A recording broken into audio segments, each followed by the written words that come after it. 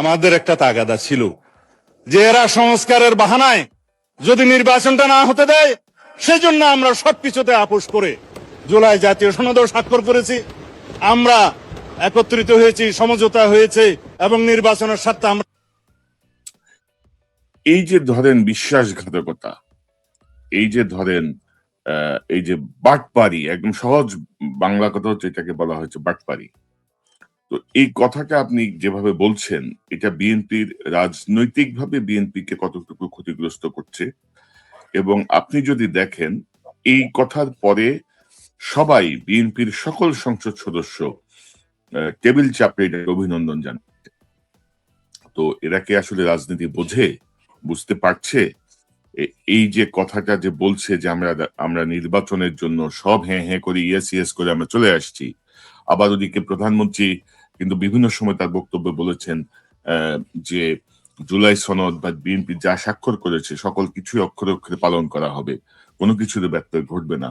তো এই যে একটা কনফিউশন তৈরি করা, এই যে একটা বিতর্কিত পরিস্থিতি তৈরি করা বা এই জাতীয় বক্তব্য, আপনি কি মনে করেন সালাউদ্দিন সাহেব বিএনপির রাজনীতিতে পেরেক ঠুকছেন? আপনি কি মনে করেন? প্রথমে একটু একটা জিনিস ক্লিয়ার করে নিই ভাই, আমার বলবার সুবিধার জন্য। একটা হচ্ছে মাননীয়, মহামান্য বা এই ধরনের যে জিনিসগুলো আছে, এগুলোর ক্ষেত্রে কিন্তু ধরেন British custom, globally accepted custom, বাংলাদেশে যেটা রীতিনীতি আমাদের, সেটা কিন্তু মোটামুটি আমার পড়াশোনা করা আছে। সুতরাং আমি যদি আমার কথার মাঝখানে কখনো মাননীয়, মহামান্য না বলি, প্লিজ এখানে আপনার অন্য কারো মাইন্ড খাওয়ার কিছু নয়। বিকজ জিনিসটা হচ্ছে, আমি যখন ধরেন গ্লোবালি অ্যাকসেপ্টেড হচ্ছে কিন্তু মিলিটারি জেনারেলস বা মিলিটারি যে কোনো অফিসারকে আপনি তার র্যাঙ্ক ধরে বলবেন, এবং হচ্ছে আপনি নাইটস, যারা নাইটস ছিল তাদেরকে আপনি বলবেন, এবং শুধুমাত্র যখন তার সাথে আপনি কথা বলবেন তখন আপনি তাকে মাননীয় বা স্যার সেটা বলতে পারেন সরাসরি। বাট আপনি তৃতীয় পক্ষ হিসেবে তাকে রেফার করতেছেন, শুধুমাত্র তার ডেজিগনেশন বা টাইটেল বলবেন, জেনারেল ওয়াকার, প্রধানমন্ত্রী তারেক রহমান। আমি কিন্তু এই লাইনে এতটুকু শেখা, সুতরাং ওইখানে একটু আমাকে ধরেন না, আমাকে আদালতের মধ্যে। আমরা এখানে কেউ ধরলেও কিছু যায় আসে না ভাই, আপনি আপনার কথা বলেন। কেউ কে ধরলো, কে কি বললো, কি যায় আসে? এখন জনাব তারেক রহমানের যেটা বললেন, এটাতে আমার অ্যাকচুয়ালি কিছু না, আপনি একদম রাইটলি বলছেন।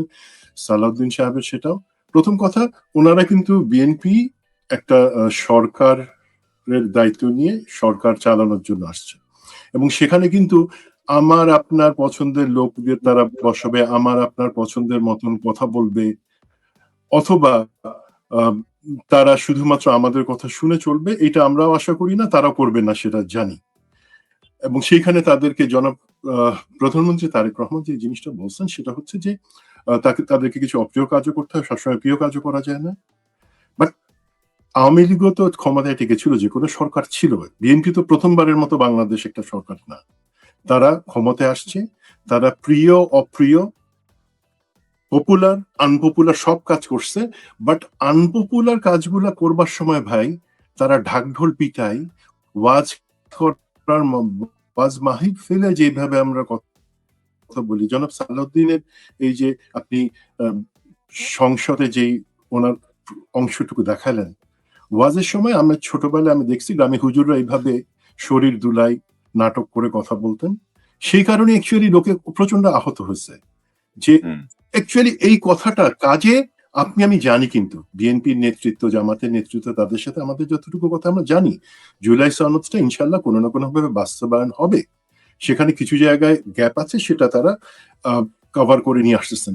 বাট আমি ঢাকঢোল পিটায় জিনিসটা এইভাবে বলবো, লোকে আমাদেরকে, এই যে আপনি বললেন, লোকে আমাদেরকে মনে করবে আমরা মুনাফিকদের, বিএনপি মুনাফিকদের মতন ব্যবহার করতেছে, বিএনপি দেশের সাথে গাদ্দারি করতেছে, জুলাইয়ের সাথে গাদ্দারি করতেছে। ভাই এই জিনিসটা এইভাবে পাবলিকলি আমি কেন আনবো?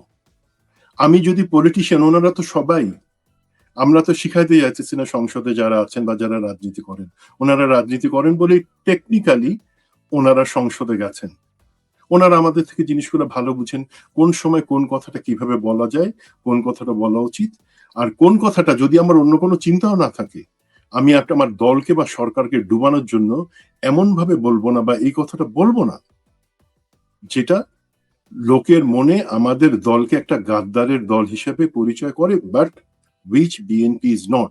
আপনি যদি বিএনপির নীতি নির্ধারক প্রধানমন্ত্রী তারেক রহমান থেকে শুরু করে সবার কথা যদি শুনেন, গত 2 মাসে তারা কিন্তু কেউ কখনো বলেন নাই যে তারা জুলাই বাস্তবায়ন করবেন না, বা তারা ধাপ্পাবাজি করে মুখে একটা জিনিস বলে কোনো মতে সরকার ক্ষমতায় আসবার জন্য তারা তখন এগ্রি করছিলেন, এখন এগ্রি করবেন না।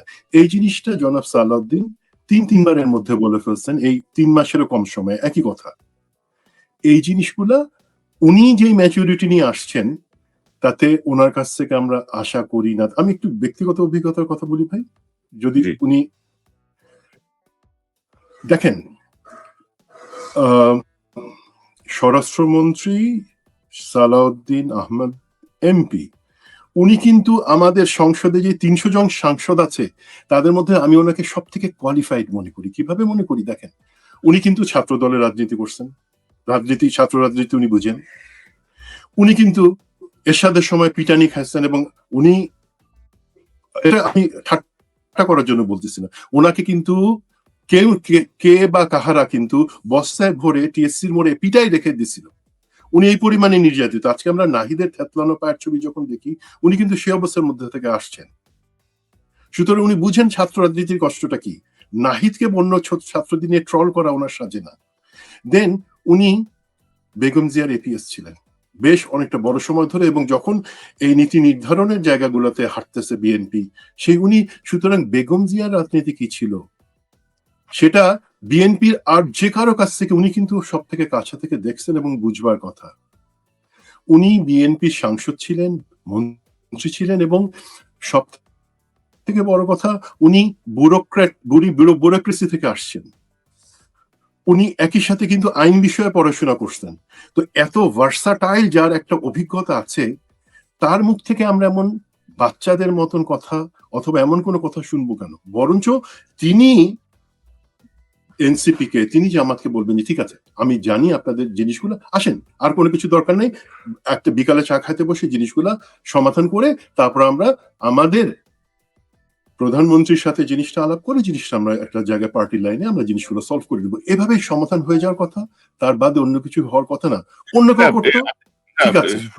সুমন ভাই ধরে, সুমন ভাই আমি একটু ইন্টারফেয়ার করি আপনার সাথে, যে ওনার রাজনৈতিক অভিজ্ঞতা থাকতে পারে, ছাত্রদল করতে পারেন, ওনার রাজনৈতিক ম্যাচুরিটির জায়গাটা আমি খুব বেশি আস্থা পাচ্ছি না। রাজনৈতিকভাবে যে ইম্যাচুরিটির পরিচয় তিনি দিচ্ছেন তার বিভিন্ন বক্তব্যে, এবং ধরেন আমার কাছে তাকে অনেক রাজনৈতিক নেতার চেয়ে অনেক বেশি আমলা মনে হয়। মানে আপনি তো জানেন যে আমাদের দেশে বিশেষ করে আমলাদেরকে যেভাবে প্রশিক্ষণ দেওয়া হয়, তাদেরকে বলা হয় যে you are the supreme, you are the boss, তোমরাই দেশ চালাবা, তোমরাই সব। তো ওনার মধ্যে ওই ভাবটা এখনো রয়ে গেছে। রাজনৈতিক একটা শূন্যতা, অর্থাৎ রাজনৈতিক ভাবে গত 3 মাসে যা আমরা আশা করছিলাম আর কি, হাসিনা পরবর্তী, জুলাই পরবর্তী এই সময়টায় পলিটিক্যাল ইম্যাচুরিটি তারা দেখাচ্ছেন, এবং সেই জায়গাটা নিয়েই হচ্ছে আমাদের আপত্তি। এবং এটাকে ব্যক্তি সালাউদ্দিন ক্ষতিগ্রস্ত কি হলেন, তিনি কি করবেন না করবেন কিছু যায় আসে না, কিন্তু উনি ওভারঅল একটা দলের ব্যাপারে জনগণের মনের মধ্যে একটা অনাস্থা তৈরি করছেন। মানে জনগণ বিএনপিকে দেখছে, একটা বিএনপি বিশ্বাসঘাতকতা করছে, বিএনপি তার সুবিধার জন্য হ্যাঁ হ্যাঁ করছে, বিএনপি এখন জুলাইয়ের বিপক্ষে অবস্থান নিয়েছে। এইটা হচ্ছে গিয়ে মূল কনসার্নের জায়গা। সালাউদ্দিন সাহেব স্বরাষ্ট্রমন্ত্রী আজকে আছেন, কালকে নাও থাকতে পারেন। উনি রাজনীতি আজকে করতেছেন, নাও করতে পারেন। অতীতে আমরা অনেক বড় বড় পলিটিক্যাল ঘুঘু দেখছি, এখন তাদের অস্তিত্বই নেই। সো ওইটাতে কোনো কিছু যায় আসে না। আমার কথা হচ্ছে যে এই যে উনি যে মানে একটা দলকে ক্ষতিগ্রস্ত করছেন, আমাদের তো হাতে গোনা কয়েকটা দল, তাই না? সেই জায়গাটা নিয়ে হচ্ছে আমার আপত্তি আর কি। তো ওনার অভিজ্ঞতার রিফ্লেকশন ওনার কাজের মধ্যে আসছে না, যেটা আমি বলতে চাই। আমি অনেক ভাই এই জায়গায় বলি, ধরেন ওনাকে নিয়ে আপনাকে আজকে একটা শো কেন করতে হলো, ওনার নামটা হেডিং এ ব্যবহার করে, 1 নাম্বার। 2 নাম্বার, আপনি আপনার কথার মাঝখানে বলছেন যে উনি মূলত বিএনপির বা সরকারের মধ্যে সব থেকে ইনফ্লুয়েন্সিয়াল, এটা এবং পাবলিক পারসেপশন এটা আছে। এখন আমরা তো বেগম জিয়ার কাছে থেকে কাজ করেছি, আমাদের ছবিটা, চেহারাটি কি কেউ দেখতে পাইছে? আমরা তো নিশ্চিত করছি যে যতটুকু আমার দায়িত্ব সেইটুকু আমি আশপাশ থেকে করে যাব, যাতে একটা সরকার সেখানে বা সরকার প্রধান কোনো সমস্যায় না পড়ে। লোকে আমার ফটোটা দেখবে, লোকে বলবে, "ও আচ্ছা, আচ্ছা তুমি এটা করছো, ভেরি গুড, ভেরি গুড। ও তুমি তাহলে সবকিছু চালাও।" নো, আমি সিনের পিছনে থাকি। আমি যদি সত্যিকারের একজন ত্যাগী নেতা হই, সত্যিকারের একজন চালক হই, আপনি বাসে যখন যান, বাসের চালকরা দেখেন না বাইরে থেকে। বাট বাস যে চালাইতেছে সেই কারণেই চলতেছে কিন্তু। সুতরাং জনাব সালাউদ্দিনের কাছ থেকে আমি আশা করব এমন ধরনের ভাব নিয়েন না প্লিজ, বা এমন কথা বললেন না যাতে একদিক থেকে লোকে মনে করে বিএনপি বোধহয় আসলে আপনি জানান সেখানে প্রধানমন্ত্রী তারেক রহমান বা অন্য সিনিয়র নীতি নির্ধারকদের কোনো ভূমিকা নাই। তেমনি ভাবে যদি আপনি সেই ট্যাগই লাগাতে চান, সেই ট্যাগ লাগে কেন? আপনি বিএনপি কে, যেটা বাংলাদেশের একটা স্বাধীনতার ভাব এবং বাংলাদেশি জাতীয়তাবাদকে ধরে রাখার একটা দল, সেটাকে আপনি পচান না। তো এইটার সাথে যদি আমি জানি এটা শুধু জনাব সালাউদ্দিন আহমেদ ওনার জন্য না, আমি ওভারঅল বিএনপির ব্যাপারে একটু যদি বলি যে সমস্যাটা কোন জায়গায় হতেছে। ধরেন তারা সরকারে আসছে, তাদেরকে ভালো মন্দ একটা কথা বারবার আসতেছে, আইন সিদ্ধ, সাংবিধানিক, এত শুনতে শুনতে ভাই আমার কানের পোকা দুই দিক থেকে বাইর হইতেছে। এখন আইন আপনার সেই পল্টুর যোগের কথা মনে আছে ভাই? ওই যে টিচার ফেল করাইছে, তারপর বলছে 3টা প্রশ্নের উত্তর কোনটা আইনগত কিন্তু ঠিক না, কোনটা আইনগত না কিন্তু ঠিক, কোনটা আইনগত না ঠিক না, মনে আছে? মানে ফেল করাইছিল টিচার, হ্যাঁ, টিচার হ্যাঁ, পল্টুরে ফেল করাইছে, পল্টু বলছে 3টা প্রশ্নের উত্তর দেন, আইনগত কিন্তু আসলে ঠিক না, আইনগতভাবে ঠিক না কিন্তু আসলে ঠিক, আর কোনটা আইনগত ঠিক না, তো টিচার পারে নাই। তো পরে পল্টু টিচার তারে পাশ করাই দিচ্ছে পল্টুরে, যেহেতু উত্তর দিতে পারে নাই। তো সালাউদ্দিন সাহেব আমি সেই ক্ষেত্রে ওইখানে উত্তরটা আমি এখন দিতেছি না, তো উত্তরটা কি ছিল? আইনগত মানে শিক্ষক হচ্ছে 60 বছর, তার ওয়াইফ হচ্ছে 21 বছর, আইনগতভাবে সিদ্ধ, বা সেটা উচিত না। আবার পল্টু সেই শিক্ষকের ওয়াইফের সাথে প্রেম করে, সেটা আইনগত ভাবে ঠিক না, বাট মজা আছে। আবার আইনগত ভাবে ঠিক না, সেটা খারাপও। সেই পল্টুরে যে তার ওয়াইফের সাথে 21 বছরের স্ত্রীর সাথে প্রেম করতেছে, তারে কোনো কারণ ছাড়া বেআইনি ভাবে শিক্ষক পাশ করাই দিল ফেল করার পরে। সুতরাং এই জিনিসের লাইটে আমি বলবো, ধরেন বাংলাদেশের পার্সপেক্টিভে আইনগত কি? শেখ মুজিবের ছবি টাঙাইতে হবে দেয়ালের পিছনে, কোনো অসুবিধা নাই। আপনি আপনার পরিবারের সবাইকে, আপনি ফ্যামিলি ধরে স্ত্রী কোটায়, স্বামী কোটায়, ছেলে কোটায়, মেয়ে কোটায়, বন্ধু কোথায়, আমার ভবনের পিয়নের কোটায়, আপনি সবাইকে মন্ত্রী বানায় দেন, সবাইকে বিভিন্ন জায়গায় বসায় দেন, সাংবিধানিক ভাবে ঠিক আছে, বাট সেটা উচিত না। আপনি দলীয়করণ করেন, পরিবারতন্ত্র কায়েম করেন, সংবিধান মানা করে নাই, বাট সেটা ঠিক না, বুঝতে হবে। তেমনি ভাবে আইনগতভাবে যেটা ঠিক না, বাট মানে এখনো আপনি জায়েজ করতে পারতেছেন না, বাট আসলে ঠিক। আপনি পাবলিক কি চায়? পাবলিকের ডিমান্ড হচ্ছে হাসিনা এবং ফ্যাসিবাদের সাথে যারা আছে সবাইরে সোহরাওয়ার্দী উদ্যানে মাঠে নিয়ে আসা হোক, পাবলিক বিচার করবে। এটা আইনগতভাবে সিদ্ধ না, বাট পাবলিক কিন্তু সেটা চায়। তেমনি ভাবে ধরেন কিছু আছে, এই যে আমাদের জঙ্গি ট্যাগ দিয়ে মেজর সৈয়দ জিয়াউল হক, তাকে আপনি একগাদা মামলা দিয়ে ফাঁসি বা অন্যান্য শাস্তি দিয়ে রাখছেন, আইনগতভাবে সেটা দিয়ে রাখছেন, বাট পাবলিক জানে আসল ঘটনা কি। সেক্ষেত্রে কিন্তু পাবলিক চায় তার উল্টা, তার মুক্তি, তার বিরুদ্ধে সব মামলা তুলে নেওয়া।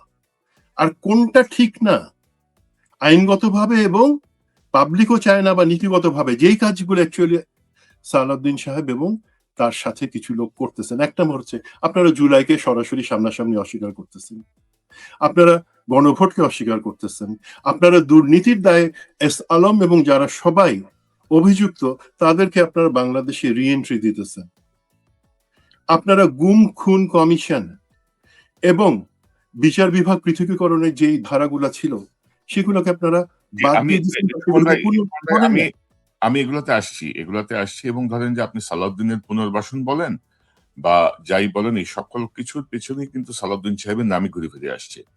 এবং এই সংসদে আমি দেখলাম যে আইন মন্ত্রণালয় নিয়েও বিবৃতি দেয় সালাউদ্দিন সাহেব, ওই অন্য মন্ত্রণালয় বাণিজ্য নিয়েও কথা বলে, সবকিছু নিয়ে সালাউদ্দিন সাহেব। তো আমি ধরে নিলাম যে নতুন সংসদ, অনেকে হয়তো বুঝতে পারছেন না, পরবর্তী সংসদটা দেখে আসলে বোঝা যাবে। এবং ধরেন যে ভেরি আনফরচুনেটলি গত প্রায় 3 মাসে স্বরাষ্ট্র মন্ত্রণালয় সংক্রান্ত পুলিশের সংস্কার বা ধরেন হাসিনা যেটা বলে যে পুলিশ হত্যা বা ধরেন পুলিশ কিন্তু আগের ক্যারেক্টারই আছে, পুলিশের মধ্যে কোনো পরিবর্তন নাই, এবং এটা নিয়ে কিন্তু আবার সালাউদ্দিন সাহেবের কোনো বক্তব্য নাই।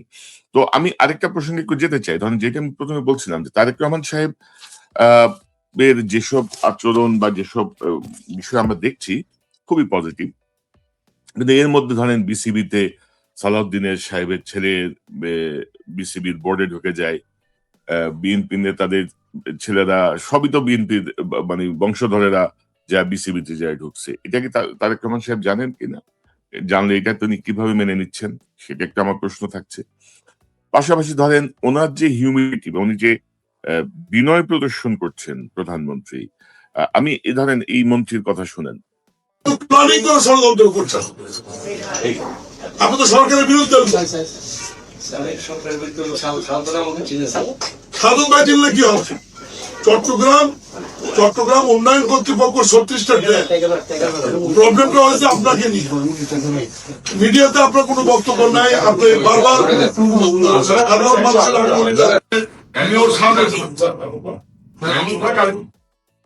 ধরেন একটা চট্টগ্রাম উন্নয়ন কর্তৃপক্ষের জায়গাটায় যে বলতেছে যে আপনি তো সরকারের বিপক্ষের লোক, আপনি সরকারের বিরুদ্ধে ষড়যন্ত্র করতেছেন, তো এগুলো পাবলিকলি আপনি যদি বলেন, এটা তো আপনার হিউমিলিটি প্রদর্শন হচ্ছে না। মানে আপনি নিয়ন্ত্রণের জায়গাটা আপনি ধমক দিচ্ছেন, আপনার অ্যাটিটিউড এটা তো ধরেন এটা সাপোর্ট করছে না।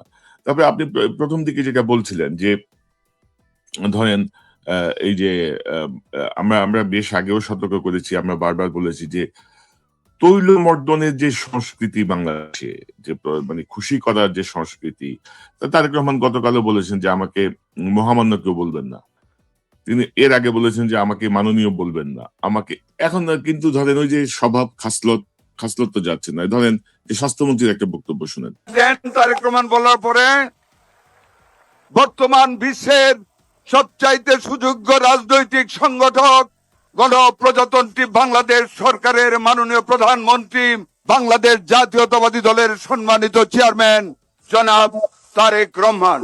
একটা তালি দেন তারেক রহমান বলার পরে। আপনি বুঝতেছেন পরিস্থিতি, আপনি হাসতেছেন, বাট আমি হাসতে পারতেছি না। মানে সে ইনসাল্ট করতেছে। লজ্জাহীন হইলে পরে লোকজন এইভাবে করতে পারে। ভাই দেখেন, এই যে জিনিসটা বললেন যে নিয়োগ বা অন্য এত এই ধরনের নিয়োগ হয়ে গেছে, সেটা নিয়ে আমি আসলে কথা বলবো না। আমি শুধু একটা জিনিস বলি, এইটা তো স্বাভাবিক ভাই, তারা সরকারে আসছে, তারা তাদের পছন্দের লোক বসাবে। সেখানে আপনার চেহারা যত ভালোই হোক, ইলিয়াসের চেহারা যতই ভালো হোক, পিনাকি যতই ম্যাচো ম্যান হোক, তাকে বসাবে না, তারা তাদের লোককে বসাবে। আপনি রেফারেন্স দিয়েন না, এই রেফারেন্স দিলে অনেকে মনে করবেন আমরা কিছু চাই এদের কাছে। না চাই না কেন ভাই, আপনার কাছে অফার আসছিল, আপনি সেই অফার সরাই দিচ্ছেন না? আপনার কাছে অফার আসছিল, আপনি সেই অফারটা সরাই দিচ্ছেন, আমি জানি। সুতরাং ভাই আমি আমার পয়েন্টটাতে যেটা বলি, আই উইথড্র মাই থিং, এখানে কারো চার জন্য না, আমি যে জিনিসটা বলতেছি, দেখেন তারা তাদের পছন্দের লোককে বসাবে, এটা স্বাভাবিক, প্রতি সরকার বসায়। এখন সমস্যাটা কি, সেই জায়গায় আপনি যদি তামিম ইকবালের মতন, আমি সরাসরি তাকে গাদ্দার বলবো, এখানে আমাদের একজন ক্রীড়ামন্ত্রীকে বসাচ্ছেন যিনি তেলের ভিতরে চুবে থাকেন, এবং এই ধরনের বিভিন্ন আমাদের আর্থিক প্রতিষ্ঠান বা বিভিন্ন জায়গায় বসাইছেন